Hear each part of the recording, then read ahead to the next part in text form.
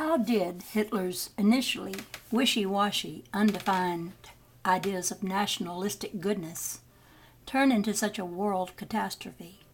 The steps were the ones mentioned earlier, as those involved with any cult. Hitler's daydreams became more and more grandiose, and in their light, the plight of his country seemed worsened with each day's events. He counted its humiliations over and over in his mind until his mind became an almost completely closed environment in which only certain ideas were allowed entry. All that was not Aryan really became the enemy. The Jews took the brunt largely because of their financial successes and their cohesiveness, their devotion to a culture that was not basically Aryan. They would become the victims of Hitler's fanatical ideal of Germany's good. Hitler preached on the great value of social action as opposed to individual action. He turned children into informers against their own parents. He behaved nationalistically, as any minor cult leader does in a smaller context. The Jews believed in martyrdom. Germany became the new Egypt in which their people were set upon. I do not want to oversimplify here, and certainly I am nowhere justifying the cruelties the Jews encountered in Germany. You do each create your own reality, however, and en masse you create the realities of your nationalities and your countries. So at that time the Germans saw themselves as victors, and the Jews saw themselves as victims. Both reacted as groups rather than as individuals, generally speaking now. For all of their idealisms, both basically believed in a pessimistic view of the self. It was because Hitler was so convinced of the existence of evil in the individual psyche that he set up all of his rules and regulations to build up and preserve Aryan purity. The Jews' ideal was also a dark one, in which their own rules and regulations were set to preserve the soul's purity against the forces of evil. And while in the Jewish books of the Old Testament, Jehovah now and then came through with great majesty to save his chosen people, he also allowed them to suffer great indignities over long periods of time, seeming to save them only at the last moment. And this time, so it seemed, he did not save them at all. What happened? Despite himself and despite his followers, Hitler brought to flower a very important ideal, and one that changed your history. All of the most morbid of nationalistic fantasies that had been growing for centuries, all of the most grandiose celebrations of war as a nation's unalienable right to seek domination, focused finally in Hitler's Germany. The nation served as an example of what could happen in any country if the most fanatical nationalism was allowed to go unchecked, if the ideas of right were aligned with might, if any nation was justified in contemplating the destruction of others. You must realize that Hitler believed that any atrocity was justified in the light of what he thought of as the greater good. To some extent or another, many of the ideals he held and advocated had long been accepted in world communities, though they had not been acted upon with such dispatch. The nations of the world saw their own worst tendencies personified in Hitler's Germany, ready to attack them. The Jews, for various reasons, and again, this is not the full story, the Jews acted as all of the victims of the world. Both the Germans and the Jews basically agreeing upon man's nefarious nature. For the first time, the modern world realized its vulnerability to political events, and technology and communication accelerated all of war's dangers. Hitler brought many of man's most infamous tendencies to the surface. For the first time, again, the species understood that might alone did not mean right, and that in larger terms a world war could have no real victors. Hitler might well have exploded the world's first atomic bomb. In a strange fashion, however, Hitler knew that he was doomed from the very beginning, and so did Germany as far as Hitler's hopes for it were concerned. He yearned for destruction, for insaner moments. Even he recognized the twisted distortions of his earlier ideas.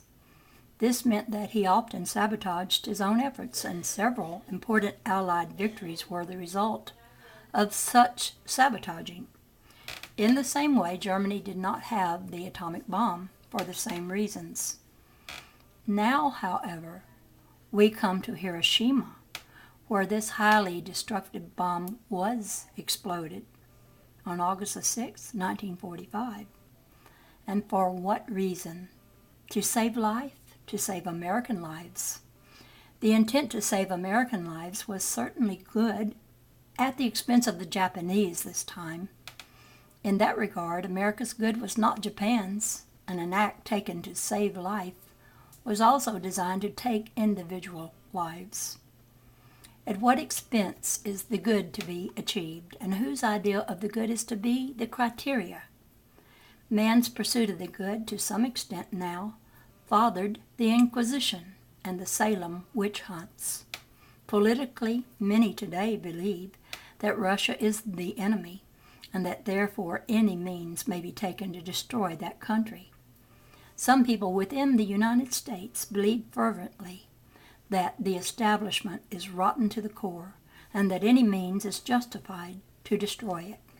Some people believe that homosexuals and lesbians are evil, that somehow they lack the true qualities of humanness, and therefore need not be treated with normal respect. These are all value judgments involving your ideas of the good. Very few people start out trying to be as bad as possible. At least some criminals feel that in stealing they are simply righting society's wrongs. I am not saying that it is their only motive, but in one way or another they manage to justify their activities by seeing them in their own version of the good and the right. You must realize that fanatics always deal with grandiose ideas, while at the same time they believe in man's sinful nature and the individual's lack of power.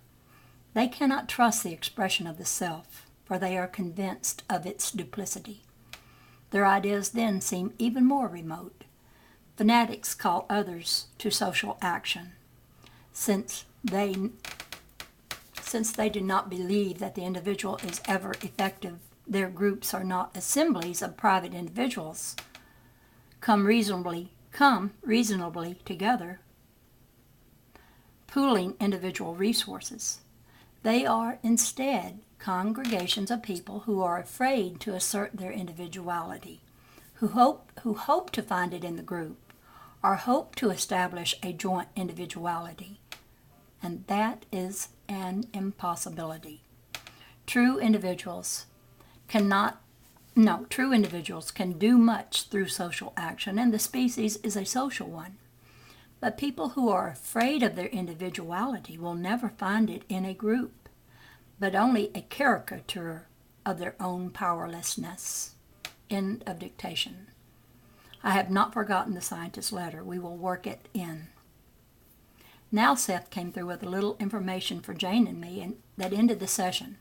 When the session started, I had no idea at all that he was going to talk about Hitler and Germany. Jane said none at all, but I did know he was going to go into the good and the bad. The scientist Seth referred to is a professor of physics. Jane heard from early last month. He posed some intriguing questions about Seth's ideas of the true nature of the universe. And in the non-book session for April the 30th, Seth had given a few paragraphs of material in a partial answer. Notes on session 852. Hitler's espousal of a German Aryan superrace is an excellent example of how a leader can subvert history to his own ends. anthropologists do not assign any validity to Aryan as a racial term. In Nazi eyes, Aryans were the non-Jewish, Caucasian, Nordic descendants of the prehistoric people who originally spoke the hypothetical parent language of the Indo-European language family. The Aryans flooded into India, the Middle East, and Europe from southern Russia and Turkestan. Hitler idealized their waves of conquest in his own racist philosophy, attempting to trace German origins back to Aryan ancestors. Session 853. Although this is a private session that Jane and I are filing separately from regular material, we're also presenting it in mass events because of the many insights Seth offers into individual and mass events in general, and into our personal realities in particular. In fact, without those qualities of ours that Seth touched upon this evening, I doubt that the Seth books, indeed even the sessions themselves, would exist. So in that sense, this session contains more of those insights into the how and why of the Seth material that we're already searching for. The session really grew out of several insights that Jane herself had voiced since giving last Wednesday night's book copy. I'm going to keep us going down to it. Good evening. Good evening, Seth. Dictation is for Wednesday. I want to make a few comments. Generally speaking, creativity has feminine connotations in your society, while power has masculine connotations and is largely thought of as destructive. Your scientists are, generally now, intellectually oriented, believing in reason above the intuition, taking it for granted that those qualities are opposites. They cannot imagine life's initial creative source, for in their terms it would remind them of creative feminine basis. In the framework of this discussion only, you have a male's universe. It is a universe endowed with male characteristics, as these appear in the male-female orientations of your history. The universe seems to have no meaning because the male intellect alone cannot discern meaning, since it must take nothing for granted. Even though certain characteristics of the universe are most apparent, they must be ignored. You must understand, I know that the terms male, and female here are being used as they are generally understood and have nothing to do with the basic characteristics of either sex. In those terms, the male-oriented intellect wants to name its parts and so forth. It wants to ignore the creative aspects of the universe, however, which are everywhere apparent. And it, first of all, believes that it must divorce itself from any evidence of feeling. You have in your history, then, a male god of power and vengeance who killed your enemies for you. You have a prejudiced god who will, for example, slay the Egyptians and half of the Jews to retaliate against previous Egyptian cruelty. The male god is a god of power. He is not a god of creativity. Now, creativity has always been the species' closest connection with its own source, with the nature of its own being. Through creativity, the species senses all that is. Creativity goes by a different set of rules, however. It defies categories, and it insists upon the evidence of feeling. It is a source of revelation and inspiration. Yet initially, revelation and inspiration do not deal with power, but with knowing. So what often happens in your society when men and women have creative bents and good minds to boot? The Catholic Church taught that revelation was dangerous. Intellectual and psychic obedience were much the safer road, and even the saints were slightly suspect. Women were inferiors, and in matter of religion and philosophy, most of all, for there their creativity could be most disruptive. Women were considered hysterics, aliens to the world of intellectual thought, swayed instead by incomprehensible, womanish emotions. Women were to be handled by wearing down their energies through childbirth. Rupert was highly creative, and so following the beliefs of his time, he believed that he must watch his creativity most carefully, for he was determined to use it. He decided early to have no children, but more, to fight any evidence of femininity that might taint his work or jumble up his dedication to it. He's talking about Jane here, you know. He loved you deeply, and does, but he always felt he had to tread a slender line so as to satisfy the various needs and beliefs that you both had to one extent or another, and those you felt society possessed. He was creative, and is, yet he felt that women were inferior, and that his very abilities made him vulnerable, that he would be ridiculed by others, that women were not taken seriously as profound thinkers or innovators of philosophical matters. The trance, oh man, they mess up this so bad, has feminine connotations though the convenient, and yet, I don't know what this says, it's so messed up. I'll just have to go down. And yet at the same time, he was afraid of exerting power, for fear it would be thought that he was usurping male prerogatives. Now, to me, you are creative, but you are a male, and one part of you considered creativity a feminine-like characteristic. If it were tied to money-making, as it once was, then painting became also power-making, and hence acceptable to your American malehood. And I am quite aware of the fact that by the standards of your times, both of you were quite liberal, more the pity. You would not take your art to the marketplace after you left commercial work, because then, in a manner of speaking, now, understand, you considered that the act of a prostitute. For your feminine feelings that you felt produced the paintings would then be sold for the sake of the male's role as provider and bringer of power. The art of the old masters escaped such connotations largely because it involved so much physical labor, the making of colors, canvases, and so forth. That work provided the artist's preparations, now belong to the male world manufacturer, you see. So as a male in your society, the artist is often left with what he thinks of as art's feminine basis, where it must be confronted, of course. I want to make it plain that such ideas are rampant in society and are at the basis of many personal and national problems. They are behind large issues involved in the 3 Mile Island nuclear fiasco, for example, and in the scientist's idea of power in creation. Both of you, highly creative, find your creativity in conflict with your ideas of sexuality, privately and in your stances with the world.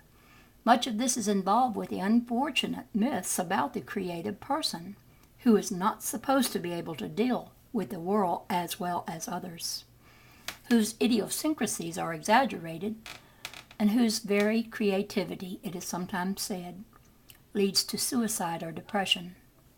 No wonder few numbers of creative people persist in the face of such unfortunate beliefs. Indeed, these are some of the reasons why Rupert distrusted the spontaneous self, because it was feminine, he believed, and therefore more flawed than the spontaneous self of the male. You run into many contradictions. God is supposed to be male. The soul is sometimes considered female. The angels are male. Now let us look at the Garden of Eden. The story says that Eve tempted the male, having him eat of the tree of good and evil, or the tree of knowledge. This represented a state of consciousness, the point at which the species began to think and feel for itself, when it approached a certain state of consciousness in which it dared exert its own creativity. This is difficult to verbalize. It was a state when the species became aware of its own thoughts as its own thoughts and became conscious of the self who thinks. That point released man's creativity.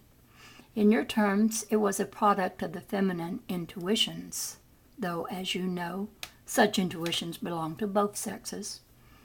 When the biblical passages were written, the species had come to various states of order, achieving certain powers and organizations, and it wanted to maintain the status quo. No more intuitive visions, no more changes were wanted. Creativity was to follow certain definite roads, so the woman became the villain. I have given material on that before. To some extent, Rupert became afraid of his own creativity, and so did you. In Rupert's case, the fear was greater, until it seemed something that if he succeeded in his work, he would do so at some peril. You might be put in an unpleasant light, or he might become a fanatic, displaying those despicable, feminine, hysterical qualities. I hope this session benefits you both. End of session, and a fond good evening. Thank you, Seth. Good night. I didn't know he was going to go into all of that, Jane said after I told her she'd given an excellent session. Maybe that's why I felt so uncomfortable before the session. Part of me knew Seth was going to talk about us. Now I feel exhausted. I could go right to bed, but I won't. She couldn't really describe them now, Jane said, but she'd had a great, hilarious emotional feelings when she delivered the part of the session about my thinking that selling paintings made me a prostitute. Some gargantuan feelings there, full of humor, she added. She laughed. You're so strange. Here you won't go to the marketplace, but you think of saving all of these private sessions for posterity, to give them to the world someday. You're very close-mouthed. You don't blab our personal businesses, but you'd do that. Instead, I see us, when I'm 80 and you're 90, out in the backyard, burning it all. Yet she easily agreed that this evening session, whether private or not, cast much light on the Seth material as a whole, adding depths of understanding and background information. And incidentally, in spite of my feelings about the marketplace, I've sold a number of paintings over the years. Seth's session, the session number 854. Jane started a new book today, and she's exhilarated, intoxicated by this development in her creative abilities. It came about because of a seemingly innocuous accident, an event that could hardly have been accidental at all. This morning, while working on Chapter 18, Oversoul 7 and the Museum of Time, she abruptly felt the impulse to move into another room. She wanted to get away from the sunlight glaring through the thin drapes covering the sliding glass door of her study at the back of the house. On her way out of the room, she picked up a loose-leaf notebook that contained, she thought, her entries in her daily journal. In the living room, Jane discovered that instead she had chosen her notebook on heroics. It holds many of the notes on the heroic self and heroic impulses that she had discussed in chapters 25, which had been published in 1976. It also contains a number of ideas on heroics that she had written after finishing that work. When I looked at those notes, I knew all of a sudden that I was to do that book. Heroics. That I was to keep on looking for the heroic self I'd written about in politics. She told me as we ate lunch, now is the time for it. Yet she's not really sure why she gave herself the message to begin heroics at this time. We speculated that her creative self, knowing the completion of 7 is in sight, wanted her to have another project underway. She trusts her insights, though, and has already written a few pages for the new book. The irony of the situation is that she's been doing very well on 7. Just yesterday she remarked that she intended to begin typing finished copy for the chapters she completed so far. But now she's laid 7 aside for who knows how long. Jane isn't sure of the title, Heroics, yet, or how she'll put the book together. It'll have a lot of poetry, though. Stuff I've been saving for years. My God, the whole morning changed when I got that idea. Everything looks changed, or charged, or new or something. As for myself, since I mailed the corrected galley proofs for Emir back, I'm not going to read that part. Good evening. Good evening, Seth. Dictation. Basically, a fanatic believes that he is powerless. He does not trust his own self-structure or his ability to act effectively.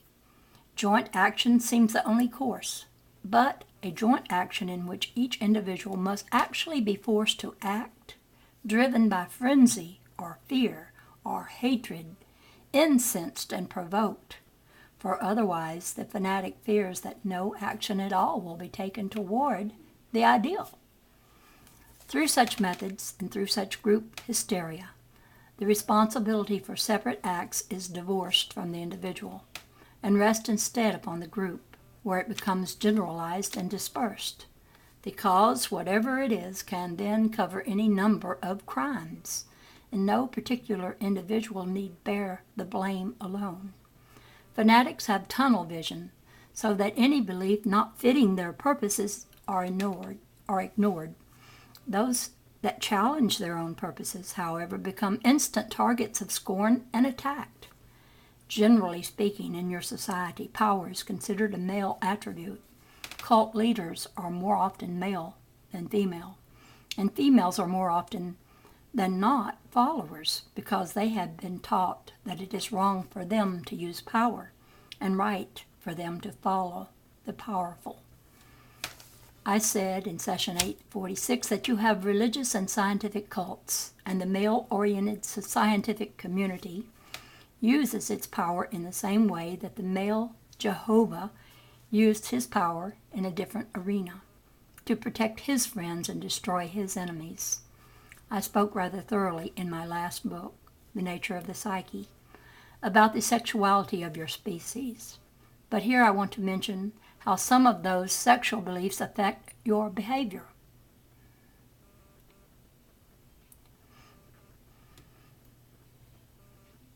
The male scientist considers the rocket his private symbol of sexual power. He feels he has the prerogative to use power in any way he chooses. Now, many scientists are idealists. They believe that their search for answers, however, justifies almost any means or sacrifices, not only on their parts, but on the parts of others. They become fanatics when they ignore the rights of others, and when they defile life in a misguided attempt to understand it. Women make a grave error when they try to prove their equality with men by showing that they can enter the armed forces or go into combat as well as any man. War always makes you less of a species than you could be. Women have shown uncommon good sense in not going to war, and uncommon bad sense by sending their sons and lovers to war. Again, to kill for the sake of peace only makes you better killers, and nothing will change that. In any war, both sides are fanatical to the extent that they are involved. I am quite aware that often war seems to be your only practical course because of the set of beliefs that are, relatively speaking, worldwide. Until you change those beliefs, war will seem to have some practical value, a value which is highly deceptive and quite false. Fanatics always use ringing rhetoric and speak in the highest terms of truth, good, and evil, and particularly of retribution. To some extent, capital punishment is the act of a fanatical society. The taking of a murderer's life does not bring back the victims, and it does not prevent other men from committing such crimes. I am aware that the death penalty often seems to be a practical solution, and indeed many murderers want to die and are caught because of their need for punishment. Many now, and I'm speaking generally, are in the position they are because they so thoroughly believe that what all of you believe to a large extent, that you are flawed creatures spawned by a meaningless universe, or made by a vengeful God and damaged by original sin. Criminals act out those beliefs to perfection. Their tendencies are those that each of you fears you possess. Science and religion each tell you that left alone you will spontaneously be primitive creatures filled with uncontrolled lust and avarice. Both Fraud and Jehovah gave you that message. Poor Darwin tried to make sense of it all, but failed miserably. Fanatics cannot stand tolerance. They expect obedience. A democratic society offers the greatest challenges and possibilities of achievement for the individual and the species, for it allows for the free intercourse of ideas.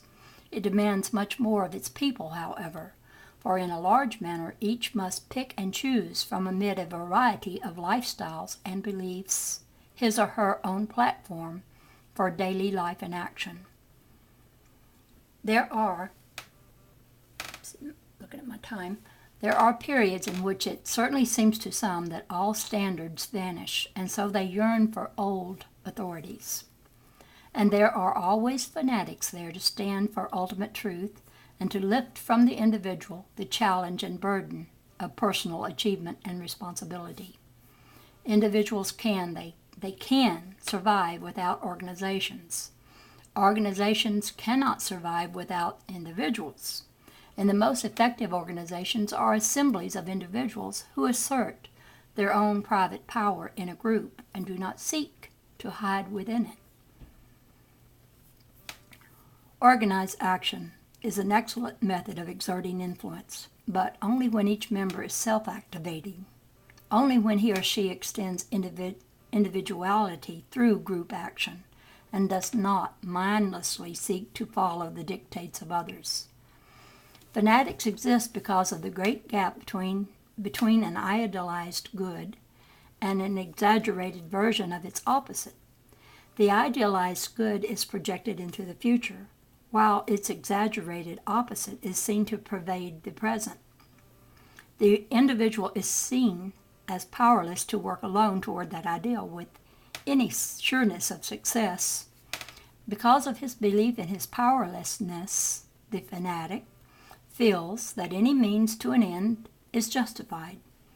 Behind all this is the belief that spontaneously the ideal will never be achieved, and that indeed on his own man is getting worse and worse in every aspect. How can flawed selves ever hope to spontaneously achieve any good? Let us see. Period. End of chapter, end of dictation. Yes, Rupert has started up again. He is on the right track. He has his new book project, and you are doing well, and I bid you both a fond good evening. And in the next session, I will start probably with some of their conversation in between. This is the end of this session, however. This is the Dove Lady. Talk at you later.